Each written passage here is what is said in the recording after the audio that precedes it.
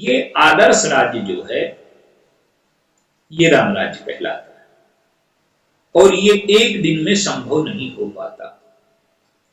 इसके लिए समाज को बड़ी लंबी यात्रा करनी पड़ी।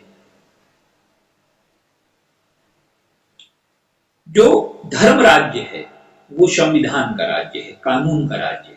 अब व्यवस्था फैलाने वाले लोग हैं तो दंड और भेद दो नीतियां, राजनीति में 4 नीतियां होती हैं, साम दाम दंड भेद। राम राज्य में 4 नीतियां नहीं रह गई, केवल 2 नीतियां रह गई। मनुष्य में जब मनुष्यता पूरी तरह से प्रतिष्ठापित हो जाएगी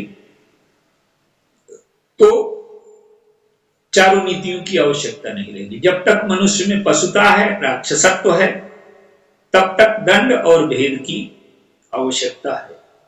जब मनुष्य अंतःकरण से शुद्ध हो जाएगा, मनुष्यता उसमें स्थापित हो जाएगी, तो दंड और भेद नीति की आवश्यकता। दंड और भेद की नीति तो पशुत्व के लिए है। तो राम राज्य में राजनीति केवल 2 चरणों में है। दंड जतिन कर भेद जह नर्तक नृत्य समाज, और जीतन मनहु सुनी अस रामचंद्र के। दंड केवल सन्यासियों के हाथ में और भेद केवल जहां राग रागिनी। तो कहने का तात्पर्य यह है कि जब मनुष्य आंतरिक और बाह्य दोनों रूपों से समृद्ध हो जाता है। लंका की उन्नति का वर्णन दिया गया है, सब कुछ है, लेकिन वहां का मनुष्य मानसिक रूप से बीमार है।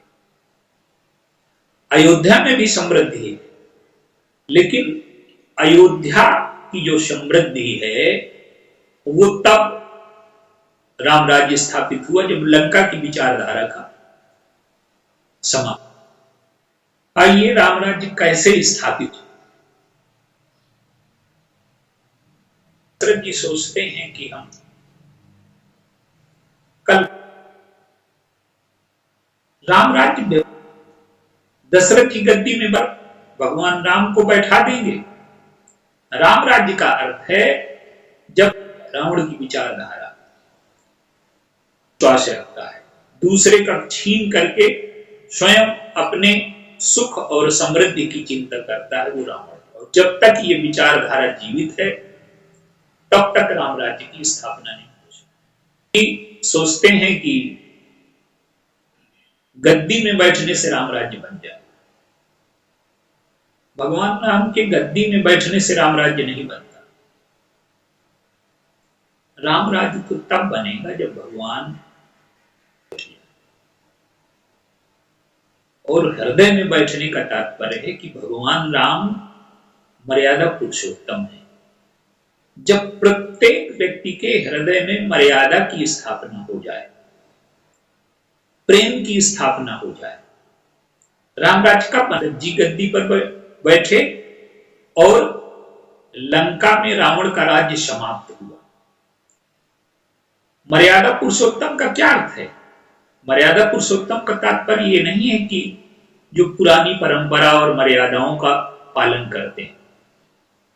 मर्यादा का अर्थ है कि वो मर्यादा जो मनुष्य के निर्माण में सहायक है, मनुष्य के अंतःकरण के निर्माण में जो सहायक है। और इधर जिस राज्य को संभालते हैं अयोध्या के, वो भी अंतःकरण की बुराइयों को जीतने 14 वर्ष का जो प्रशिक्षण है भरत जी का गद्दी में बैठना, वो व्यक्ति के अंतःकरण की बुराइयों की जीतने की प्रक्रिया है। अब राम राज्य में बाधा कैसे पड़ती है, पहले इस सूत्र को पहले स्पष्ट करें। हो रही, नगर सजाया जा रहा है। नगर में जब घूमने जाती है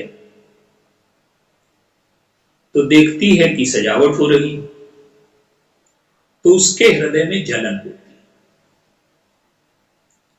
दूसरे का सुख देख करके लगे, हृदय में जलन आ जाए, तो आप समझ लीजिए कि मंथरा हमारे जीवन में आ चुकी है। एक व्यक्ति सुख प्राप्ति के लिए पुरुषार्थ करता है, ये एक स्थिति है जीवन की